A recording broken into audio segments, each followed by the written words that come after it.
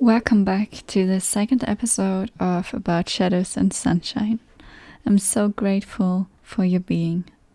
I am the host, Vanessa, of this podcast, and here we talk about mental health, spirituality, and many more topics. Today's topic will also be my own experiences with depression and my own spiritual practices. Also, thank you guys so much for the positive feedback about the show.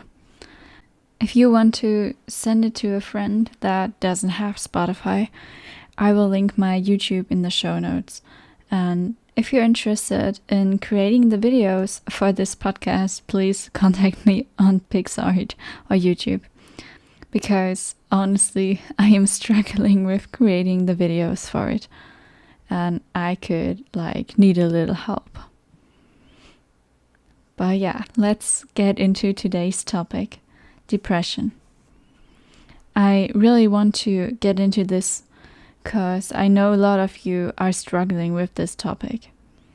And I believe the most of you are not able to see a therapist or watch the same sources online as I do.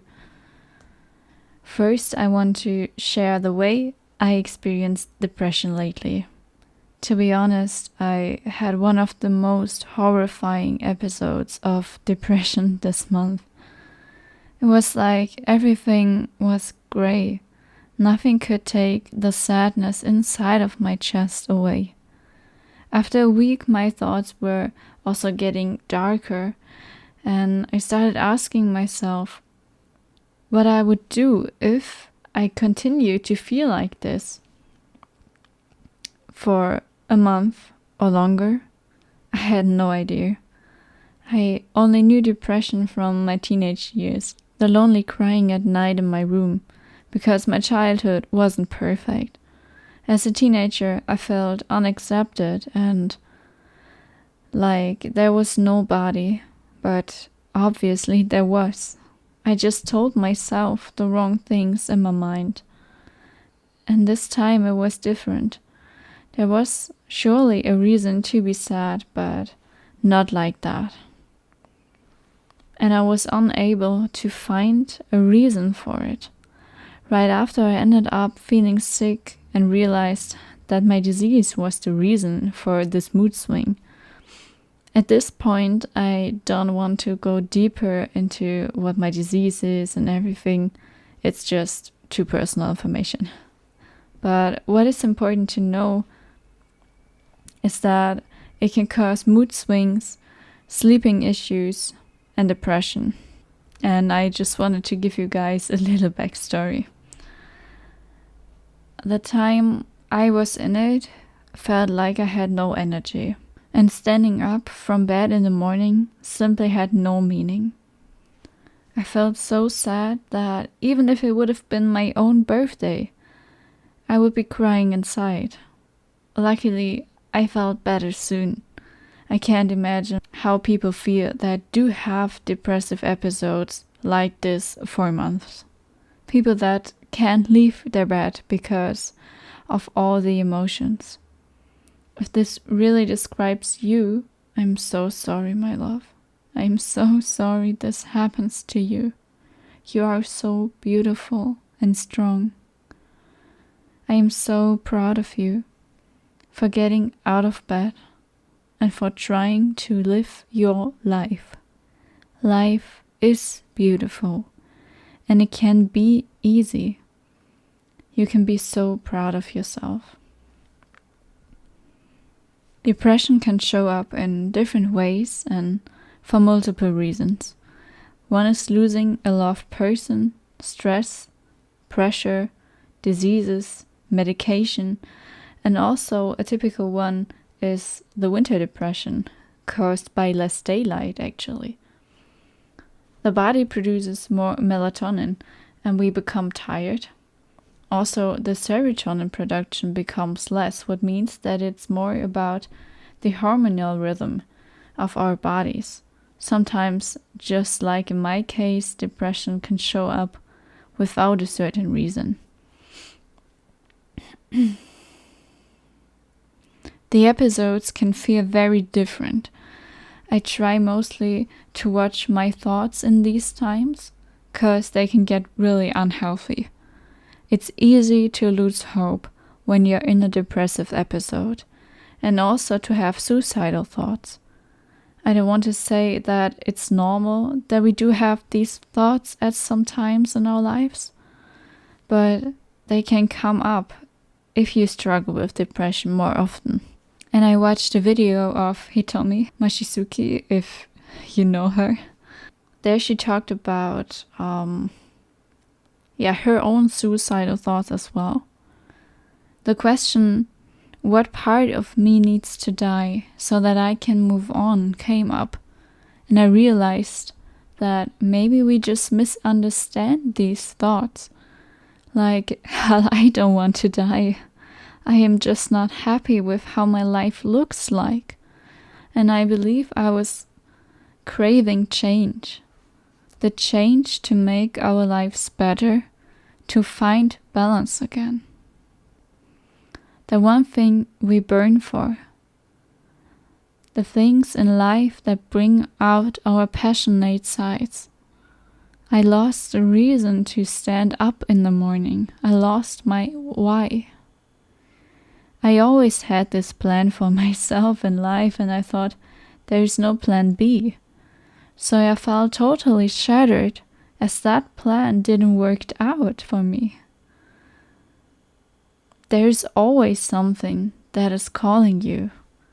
There is a plan. The universe or God always has a plan for you, even if you can't really see it yet. Don't lose hope because you feel lost right now. You will find your why again. Times are hard, but the world won't change if the people who live in it won't change as well. I just want to let this sit for a while. I think that this sentence really means something. Okay, the reason why we are so scared of changes in life is because we can't control certain events, what means we feel helpless and scared. Because we don't know what happens next. You probably lost your trust in life too. The simple belief that no matter what, everything will end in a positive way is just missing. If you experienced trauma or had abusive parents, I can tell that it is normal that you cannot trust changes. Because if we learn from our childhood that we cannot trust the people that should take care of us, we try to regulate ourselves, try to control situations to feel safe. What is like a total normal response. Because as a child, what actions can you take? There are not many options for you. And there are also different types of attachment traumas. And I highly recommend you to research what type of trauma you have. It helps so much to understand your own patterns and why you react in a certain way. Another aspect I want to add is that this can lead to depression and a deep feeling of unsafety. A simple exercise I do to remember the way real safety feels like is visualizing how safe I felt as a kid. I just include it in my meditation practice. Also, grounding exercises can help to create a better feeling of safety. Life is like a never-ending ocean. The weather changes constantly, and everything is evolving. Let yourself accept that you don't have to know what happens next. Just deeply rely on the universe. It has your back. And deep down, you know that you were, are, and will always be safe. I mean, in fact, we all are protected. And when another depressive episode hits you, remember this. Or listen to something positive. Probably save this episode for when you feel bad, and know that you're not alone. You're not alone with this. Even celebrities go through this. The problem with social media is just that there are only the bright sides of life shown. The dark sides do happen too. For some people, they are too dark to be shown. But I really wish that we all can accept our dark sides and emotions more in the future. I noticed since I started watching self-love content till today, there are so many influencers are sharing self-development content. What is a good change, but can also be very toxic. Because I feel like that the most of them are like copying others, or it's like always the same messages. And I feel like some of them are not really being real these days. Yeah, please be careful with the type of content you're watching, because this can have an impact on how you will feel as well. I mostly stick to content that is including nature and slow vibes, to not get addicted so easily to the short videos that we mostly do watch in a row. Like scrolling for hours, these things. And mindfulness is the total key to become aware of your thoughts, beliefs, and habits. What leads us to coping skills. One thing, awareness. Then healthy routines, therapy, movement, including self-care like journaling, sitting with your own thoughts, yoga, or any other movement to get the anxiety and trauma out of your body. I also do like somatic shakes of the body so that you can help to calm down your nervous system and free your emotions. It's a specific type of yoga actually, and it's way more intuitive than the normal poses you do. Sometimes therapy is hard to get, but there's also online therapy, or you could actually talk about your problems to a friend or other people. What will bring you closer to them? That's like one benefit. But will also help you to like free yourself from all of this.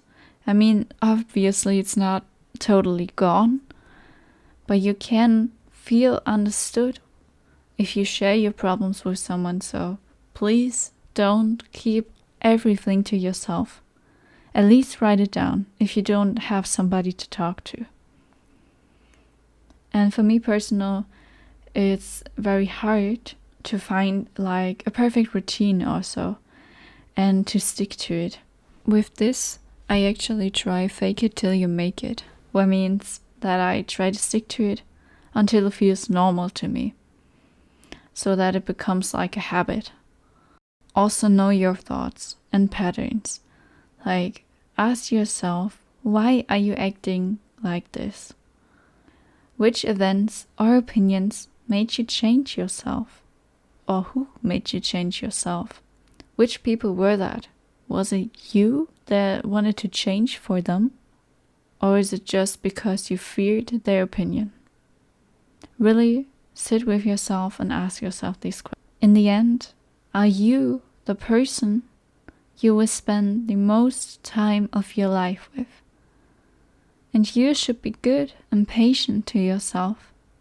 Don't blame yourself if you do mistakes. Because you were blamed enough before. By your parents, your friends, teachers, whoever. So many people. So please don't do it.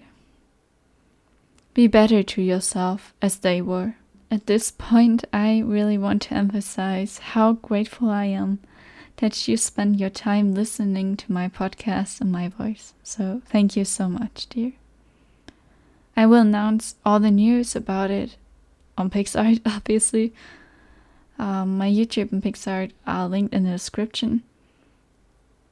And if somebody's interested in helping me doing the YouTube videos, please tell me. I really hope this episode made you feel loved and less alone. So see you guys in the next episode. I love you all so much. Bye bye.